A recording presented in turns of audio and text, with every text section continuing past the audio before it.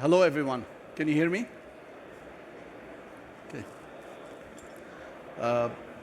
My name is Fadi Daw. With a great pleasure, I'm here in the kingdom to present some of the challenges, or speak some of the challenges for AI. I would like to quote Minister Al-Swayha. Yesterday he said, AI has a lot of challenges to be realized. Primarily, we need to solve some of the major infrastructure issues for it to scale. And infrastructure issues are the power, connectivity, and whether it's a practical implementation of AI. Until then, we can come up with all these great models. The great models are moving few hundred times faster than GPUs. The GPUs are at least 50 to 100 times faster than everything else around them, which are the connectivity and the practical realization. So Multilane is based in Lebanon. Yeah, Lebanon, in the Middle East. I repatriated to Lebanon 15 years ago to build the high-tech campus and high-tech products. We live in a beautiful place, and we aspire to get back into the Arabic world. This is who we are, this is our identity, and we want to come back here and primarily build and grow. We employ a few hundred people, and we have a state-of-the-art technology campus.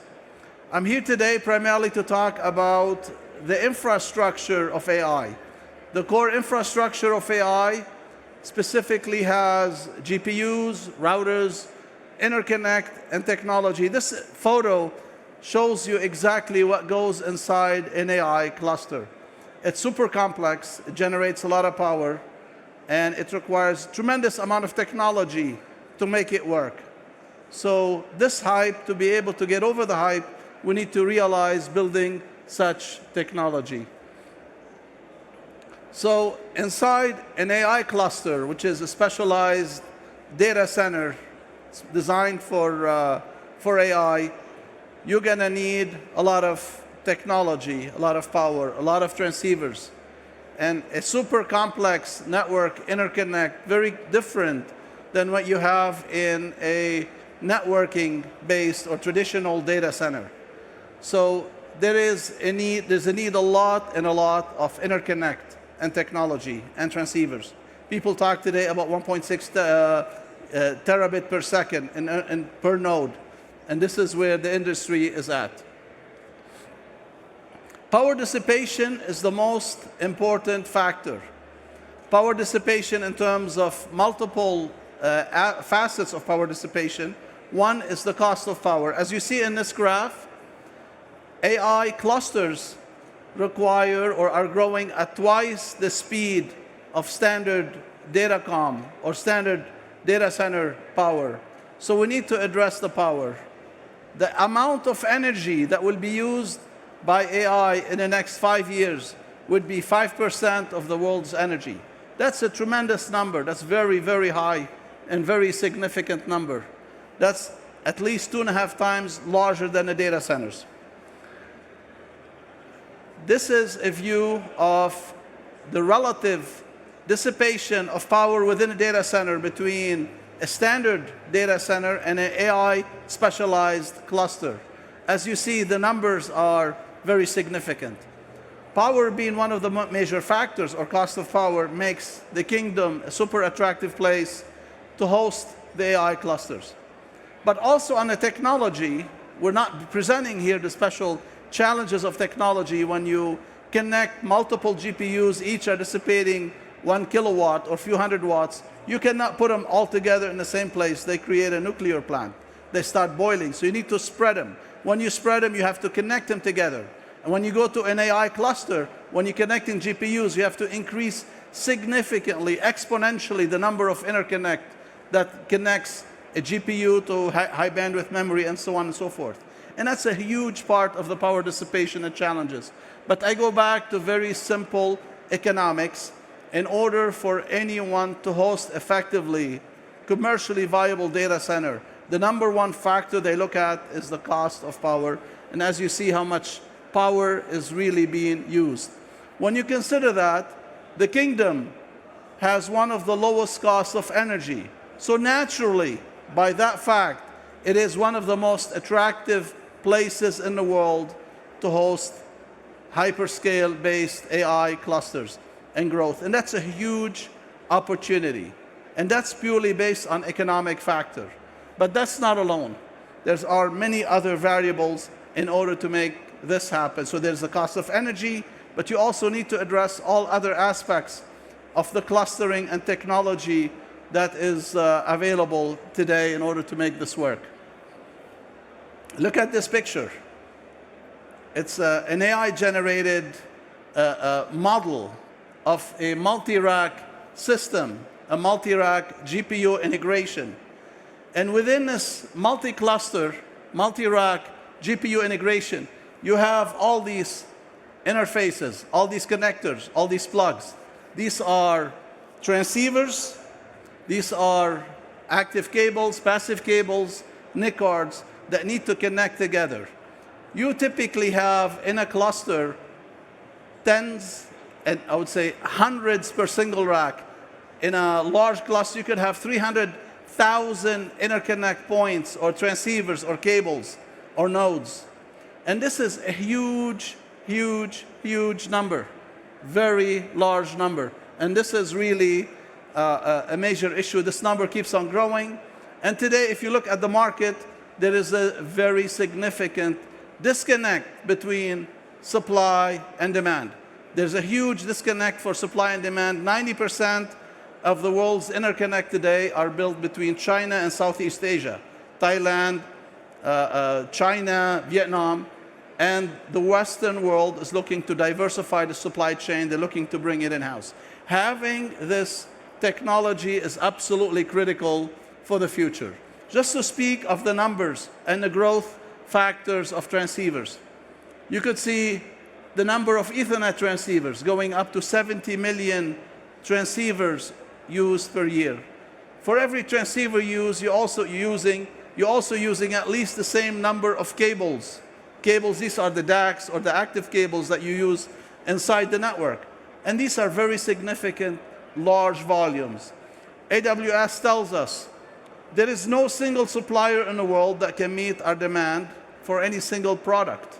So they typically go with multiple transceivers. So the number of these components is huge. These are just purely for Ethernet transceivers. Look at this graph. This is what NVIDIA alone uses in terms of transceivers relative to everyone else in the industry. Again, these are just for AI clusters. You're talking about tens of millions of transceivers. And along that number, there's also equivalent number of cables that are used for the infrastructure. These you don't see, but unless we solve these issues, we are not going to be able to deploy AI at scale. You can see there's shortage of GPUs, how you connect the GPUs, but in order to grow it, this needs to be addressed drastically. A major indicator of growth of GPUs, AI, and so on is the spend on semiconductors.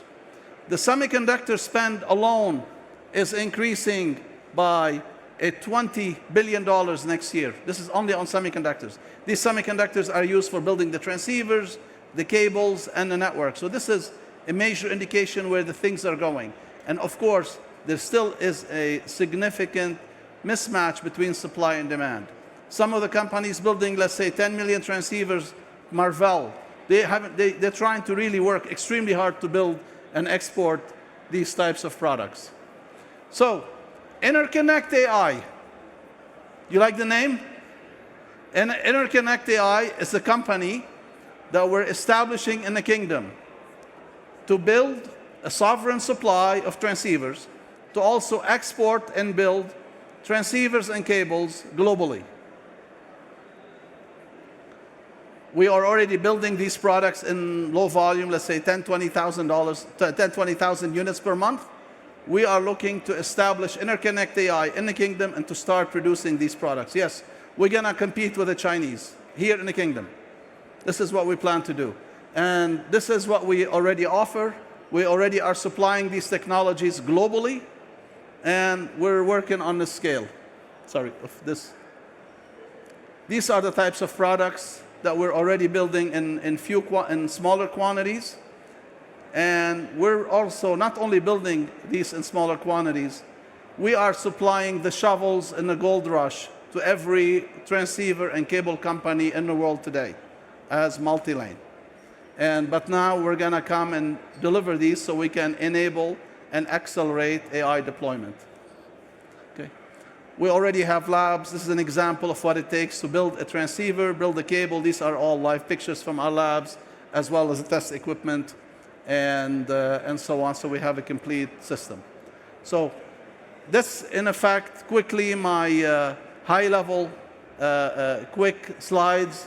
I'll be happy to take some questions if you have any, and so on. Thank you.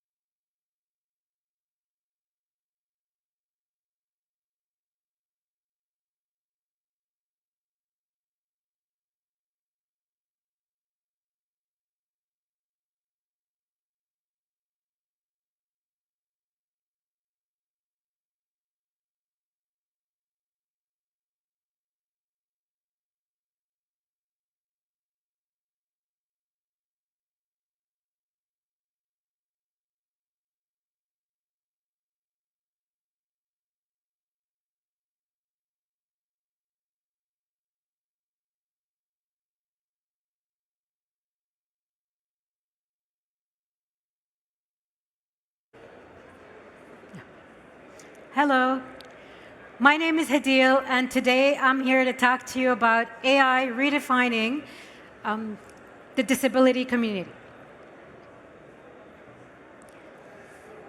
A few years ago, I founded an innovation lab to design assistive technology, which is technology to help people with disabilities overcome their daily challenges. The primary purpose is to help give them the opportunity to live more independent lives that contributes directly to their quality of life. Why did I choose this career? Simply, the numbers didn't work. Take, for example, speech impairments. Did you know that there's over 230 million people around the world that cannot speak due to different conditions? But only 2% of them have access to the assistive technology they need to communicate. One of the big reasons this is happening is the lack of customization. Most of the solutions in the market today cannot be customized to individual needs, and that is where AI comes in. If you look at prosthetics, it's a simple example of someone's born without a limb. They spend the majority of their lives trying to find the perfect match for a prosthetic that matches their needs and ability. With AI today, they're able to design the perfect prosthetic and control it with their brainwaves, giving them not only the ability, but the super ability to perform. Like the Paralympics, someone who's born without a leg not only can walk, they can run and compete globally. This was only achievable by bringing the disability community to become co-creators of the technology that is designed for them. That means that we're not only restoring ability, we are creating super ability with abilities that enhances the average human. I want to show you BrightSign Glove. It is a glove that I developed when I was working closely with special educational needs schools that had children that were nonverbal. Our mission was to give them a piece of technology that they can teach and it can learn from their own needs so that they create a custom library of signs and then they can communicate with everyone around them in any language. In other words, BrightSign is a glove that can translate any sign language to any language instantly. Let me show you how it works.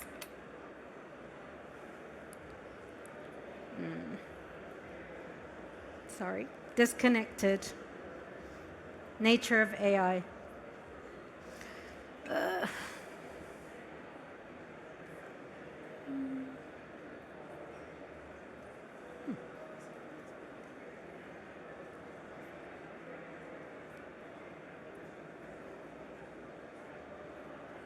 Yeah. Here we go.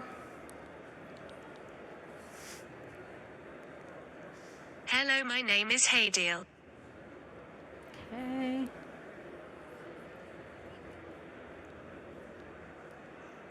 This glove translates my signs into speech. Let's say you're walking into a cafe and you want to order something. Can I have coffee, please? And if you are in a different country and you wanted to speak a different language, we have more than 80 languages in 400 voices. So I'm going to do Arabic, female, and do the same sign.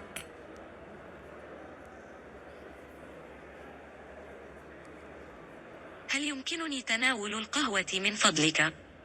I'll do that again. هل يمكنني تناول القهوة من فضلك؟ What about the other side of the conversation? So we had to solve that because I can't give someone a tool to communicate in one direction and not be able to receive speech from the other. And AI was perfect for that because they've already outperformed any other technology in the text-to-speech and speech-to-text areas. AI for transcription not only identifies different voices, but can also isolate voices from the background. It can learn from each person from their own individual accent and speech impediments. AI has done amazing in the autism world and disability and social and educational technology. And this is the autism glass. What it does is it translates facial, what's it called? It recognizes facial expressions and translates them into emotion for children with autism who don't understand and struggle with emotion compatibility. It's also been popular for mental health, where your personal AI buddy or friend is literally in your pocket. You can speak to him any time of the day, at night, if you're feeling happy or you're feeling sad. It's very popular now for early intervention, mental health, and preventive medicine. We can't talk about AI and forget self-driving cars. However, this is a Dutch company that designed a self-driving car fully equipped to transport wheelchair users to allow them to travel completely independently, not having to have a companion take them everywhere. I also worked with a company that was developing special wheelchairs with padding that can be inflated and deflated to support posture and temperature regulated to keep them comfortable throughout the day. It adapts to every person's needs and ability, also giving them more independence so they don't have to have someone fixing that for them a couple of times a day. This is me demoing a wearable band. We developed this in collaboration with the London Museum for the visually impaired so that they can experience art without touching it. The way it worked is in the small of your hand, there was a pad with different vibrations. Those vibrations change in intensity and pattern, communicating the art to a visually impaired person so they can know what the style of the art is, what shape the object is, what color it is, and so forth, so that we can give people with different abilities the opportunity to experience art in their own unique way. In other words, we're now designing technology not just to incorporate people with disabilities, but actually to allow them to engage with the community and perform for us, giving us back more of their abilities that they couldn't do otherwise. It's very important to remember, with AI-driven assistive technologies, in order for it to reach its full potential, we have to invite the disabled community to become co-creators so that we design the technology that is based on their needs. And so I'll leave you with this. I conclude to say include. Include them in the discussions, include them in the development cycles, and definitely include them in the regulation. Thank you.